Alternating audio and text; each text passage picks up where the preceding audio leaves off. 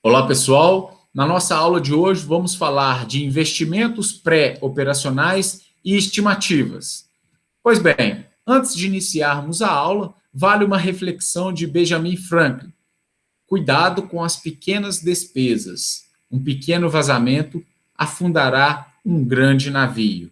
Então, muito associado a essa reflexão, hoje nós vamos dar continuidade ao plano financeiro, etapa esta que faz parte do plano de negócio. Então, dentro do plano financeiro, hoje nós vamos falar especificamente sobre investimentos pré-operacionais. O que seriam esses investimentos pré-operacionais?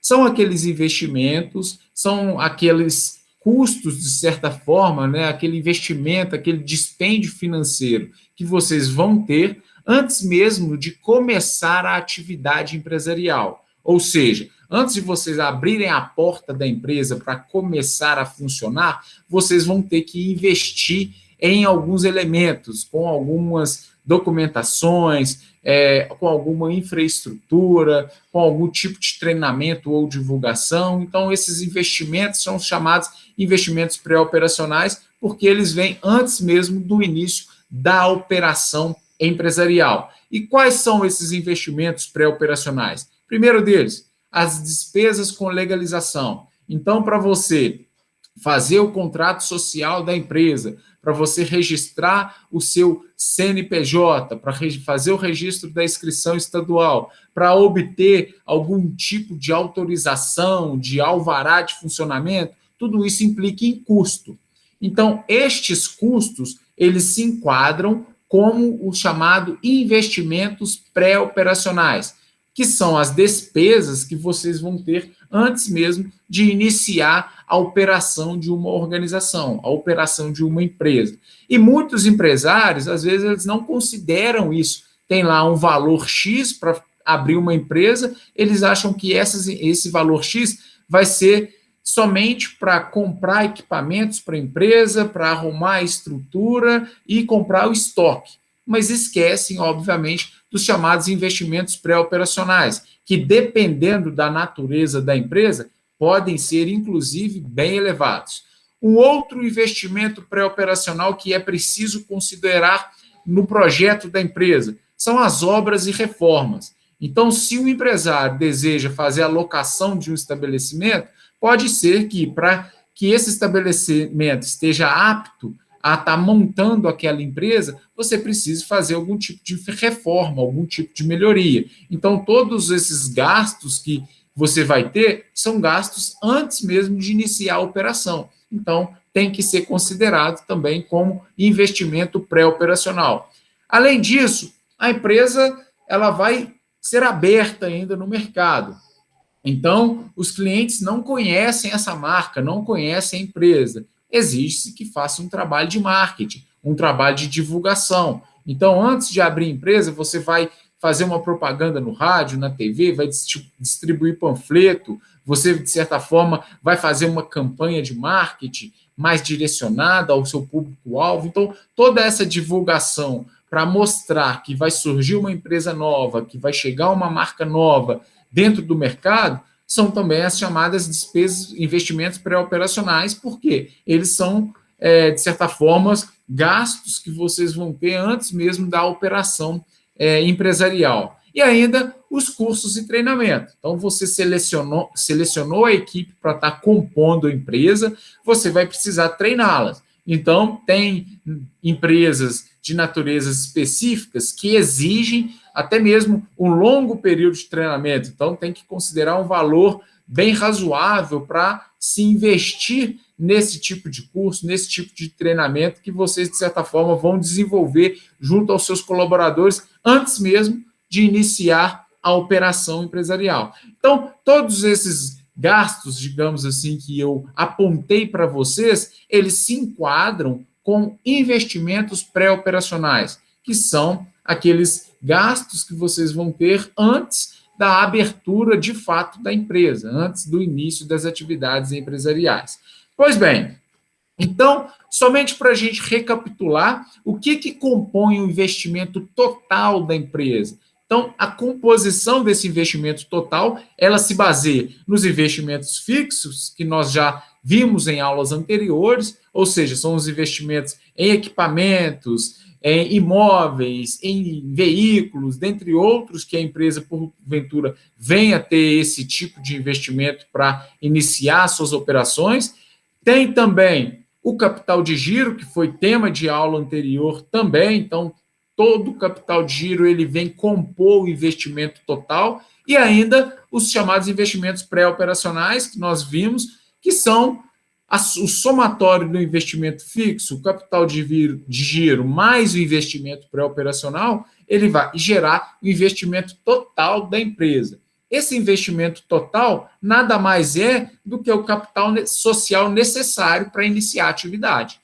Então, se você tem lá um capital específico para iniciar a atividade, você tem que utilizar esse capital considerando todos os elementos que implicam no investimento fixo, no capital de giro e investimento pré-operacional. Se esse capital social não for suficiente, você vai ter que buscar financiamento de terceiros, para que você entre numa atividade organizacional, uma atividade empresarial, sem dívidas, digamos assim, né? Então, junto ao seu capital social.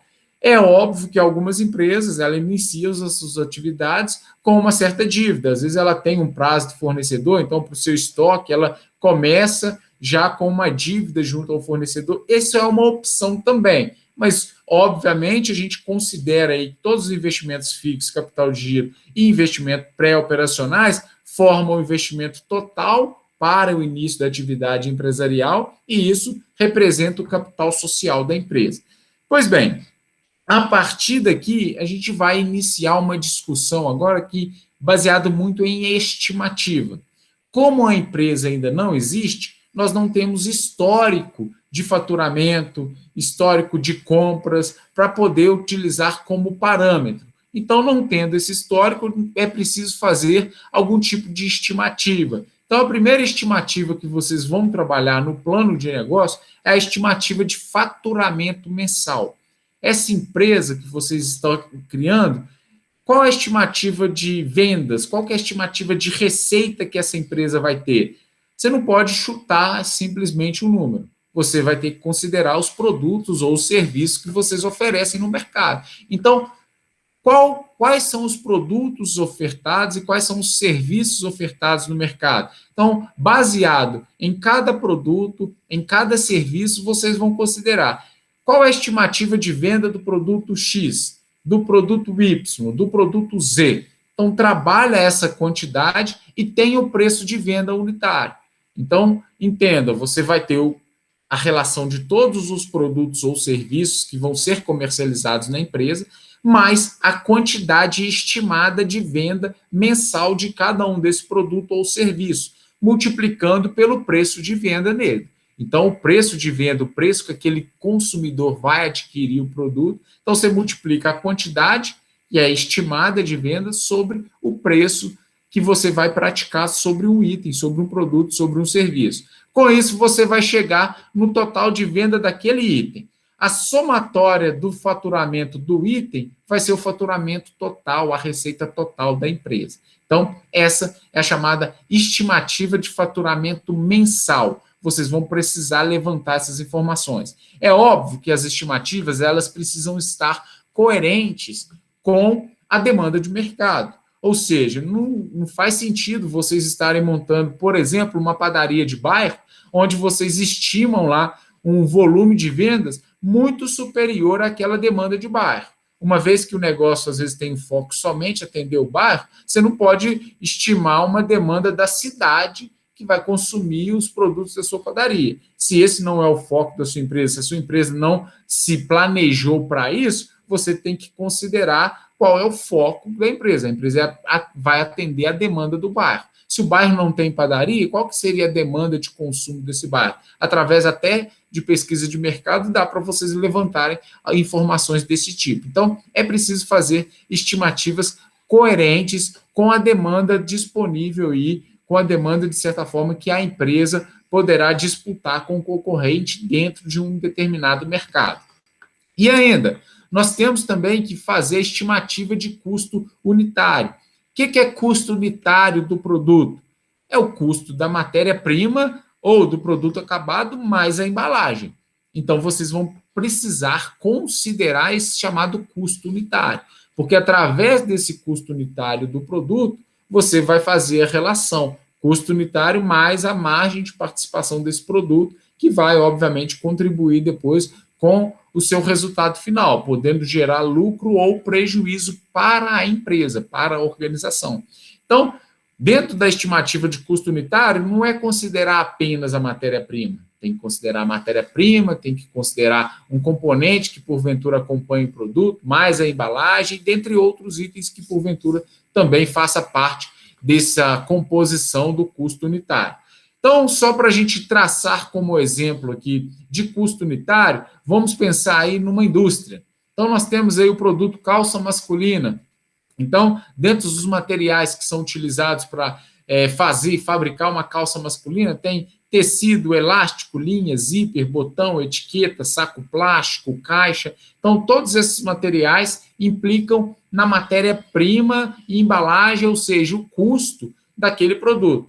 Então, você estima a qualidade, a quantidade de cada um desses itens que serão utilizados, o custo unitário dos itens para a empresa e depois você chega no total. A somatória de todos esses custos vai gerar o custo final, o custo unitário do produto. Então, através desse exemplo da calça masculina, fica bem claro para vocês vislumbrarem aí como que se calcula o chamado aí o custo unitário do produto.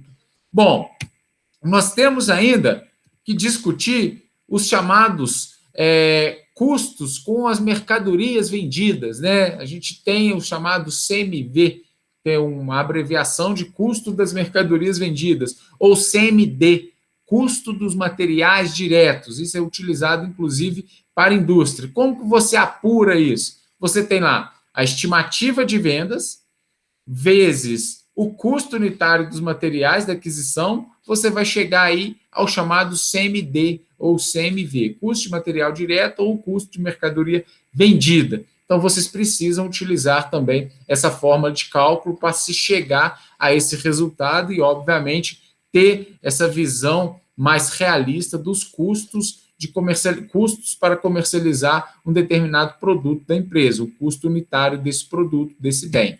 Bom, temos ainda que destacar os chamados custos de comercialização. Então, falamos do custo do item, custo do bem, custo unitário. Mas existe o chamado custo de comercialização. O que vem a ser isso? Bom, o custo de comercialização são impostos, são comissões. Então, esses custos que estão diretamente relacionados com o volume de vendas. Ou seja, se eu vender muito, eu vou pagar mais impostos. Se eu vender muito, o meu vendedor vai ganhar mais, porque ele é comissionado. Então, estes custos estão diretamente relacionados com o volume de vendas. Então, é preciso calcular também, fazer uma estimativa destes custos de comercialização. Então, além dos impostos e comissões que compõem o custo de comercialização, a gente tem que fazer também o percentual relacionado a esse total de impostos a serem pagos com as comissões que são estabelecidas pela empresa. Então, o total de vendas previstas vezes o percentual de impostos e comissões, isso vai gerar para vocês o custo de comercialização. Então, suponhamos aí que uma empresa ela tem um total de vendas prevista de R$100 mil. Então, esses R$100 mil, vamos facilitar a conta. Se você paga a comissão lá de 2% para os seus vendedores de uma forma geral, não diferencia o produto que ele venha vender. Então, você já vai ter aí um custo de R$2 mil somente de comissão. E vamos imaginar que você pague também 10% de impostos sobre as vendas que são realizadas. Então, 10% de 100, 10 mil. Então, você tem lá 10 mil de impostos mais 2 mil de comissões. Esses são os chamados custos de comercialização. Aqui, numa situação hipotética, que você tem uma venda, um faturamento de 100 mil. Então, só para vocês exemplificarem como que se calcula esse custo de comercialização e ele deve ser calculado e deve ter bastante atenção. Por quê? Porque pode ter alguma discrepância, até mesmo em comissões. Talvez você pague uma comissão muito elevada e isso pode inviabilizar até mesmo você ter uma margem melhor dentro da empresa. Bom, então, algumas estimativas que a gente pode apontar aqui neste quadro, como custos de comercialização, só para vocês exemplificarem. Suponhamos aí um faturamento ilusório, um faturamento de 100 mil reais da empresa, então a empresa gera aí uma média de 100 mil reais em vendas por mês. Então, quais são os impostos que podem incidir sobre o faturamento da empresa? Olha, eu tenho um imposto simples nacional, um imposto de renda pessoa jurídica, eu posso ter PIS, CONFIS, contribuição social sobre o lucro. Então, vocês estão observando que são vários os impostos que podem incidir, eu não estou falando que são todos. Então, se uma empresa é optante pelo simples, isso há uma redução, uma simplificação dos impostos. Então, talvez ela possa pagar apenas uma alíquota. Mas existem outras empresas, por exemplo, que ela é optante pelo regime do lucro real, então tem outros impostos que incidem sobre o faturamento. Então, vocês precisam estar muito atentos a isso, porque é preciso fazer esse cálculo antes mesmo de iniciar a empresa, porque através desse levantamento, dessa estimativa, você vai conseguir verificar, inclusive, se a empresa vai gerar lucro ou prejuízo. Então, além dos impostos federais que foram apontados, nós temos também os chamados impostos estaduais, ou seja, se a empresa comercializa um produto, ela vende um bem, então tem o chamado ICMS, que é o Imposto sobre Circulação de Mercadorias e Serviços. Esse imposto, Thiago, quanto que é? Depende da localização. Tem estado que pratica o imposto de 12%, tem estados que praticam esse imposto a 18%, então depende da localização, depende da legislação estadual, e também tem os chamados impostos municipais, por exemplo, o imposto sobre serviços, chamado ISS. Esse imposto também depende de cada município. Tem município que cobra lá 3% de ISS, tem outros municípios que cobram 2% de ISS, e isso pode impactar diretamente nos custos da empresa.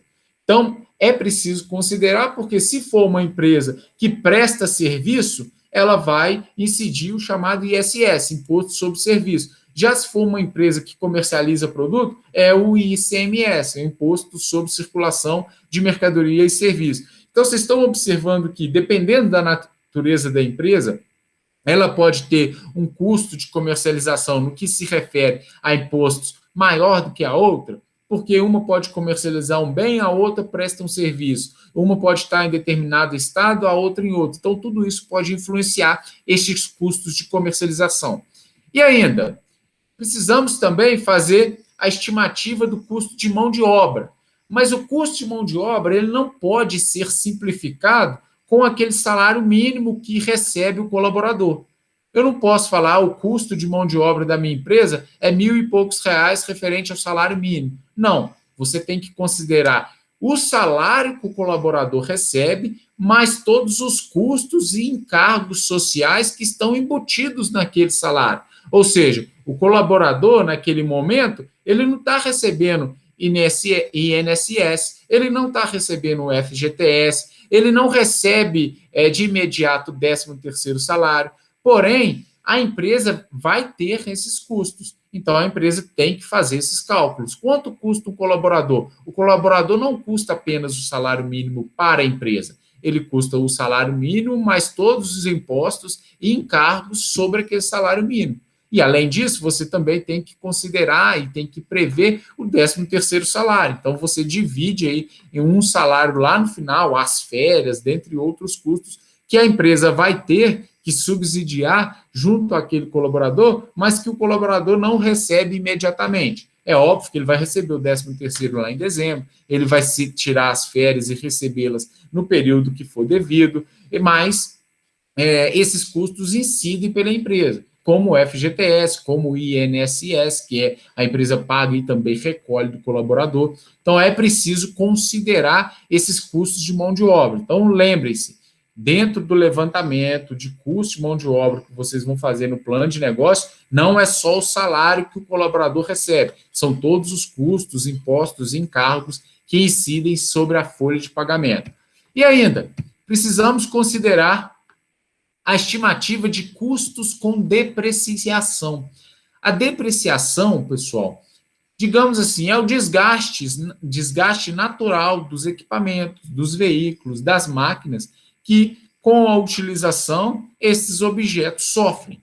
Então, contabilmente, é possível você ter esse custo com depreciação.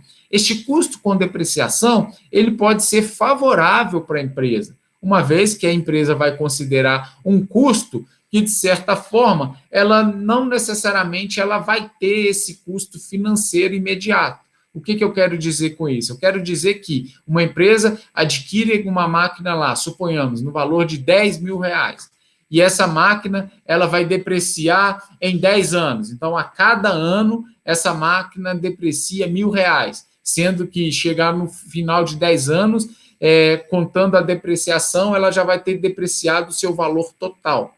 Então, é possível, contabilmente, você levantar essas informações do custo com depreciação. Então, isso pode ser favorável para a organização, porque uma vez que você consta isso como custo lá no seu DRE, ou seja, no seu demonstrativo de resultado de exercício, de certa forma, isso pode diminuir o seu lucro. Diminuindo o seu lucro, isso pode impactar aí para você pagar menos imposto devido. Então, é um tipo de conta que vocês devem prestar muita atenção, que todos os equipamentos, as máquinas, os utensílios, ferramentas, são passíveis de depreciação. Então, vocês podem estar utilizando de forma legal esse instrumento para, de certo modo, depreciar os equipamentos, as máquinas que vocês possuem. Ah, Thiago, quer dizer que no final, vamos supor, de 10 anos, que a minha máquina seja depreciada, ela não está valendo mais nada? Na verdade, não. Ela tem o chamado valor residual, mas o valor que você depreciou, ele foi todo aplicado no balanço contábil, ou seja, no demonstrativo de resultado do exercício.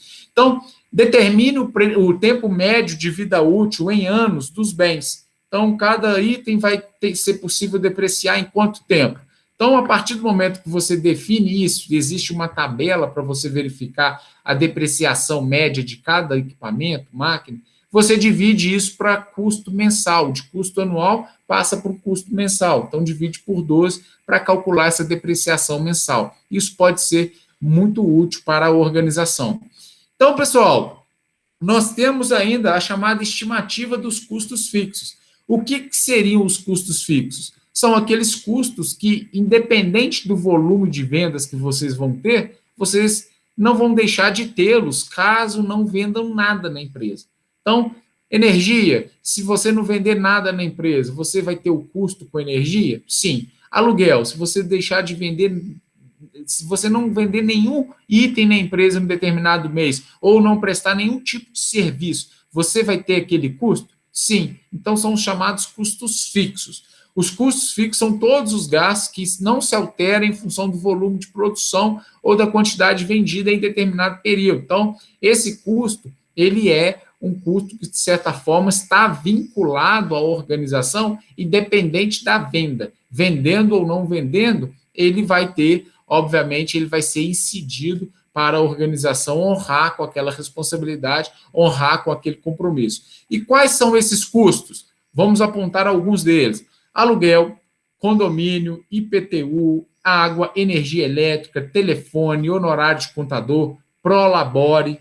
Tudo isso são custos que, independente da venda, vocês vão ter mensalmente. É óbvio que isso pode ter uma pequena variação de valores, por exemplo, energia elétrica, telefone, mas esse custo não deixa de existir caso não haja venda. Então, uma energia elétrica você vai usar, mesmo que de uma forma reduzida, mesmo sem vender nada, você vai precisar funcionar a empresa, funcionar a organização. Então, isso é considerado como custo fixo. É óbvio que, se você aplicar a energia elétrica num contexto industrial, ou seja, você para uma fábrica como um todo, para de produzir, a mesma energia elétrica que é considerada como custo fixo em um comércio, dentro de uma indústria, ela pode ser incluída como custo variável, ou seja, ela pode ser incluída como custo lá na composição do custo unitário do produto, custo unitário do bem. Então, é preciso fazer essas ressalvas quando se fala de custo fixo. Pois bem, pessoal, então, dessa forma, a gente fecha mais uma etapa do plano financeiro, etapa essa que compõe o chamado plano de negócio, que é o nosso projeto principal de desenvolvimento empresarial. Um forte abraço a todos e até a próxima aula.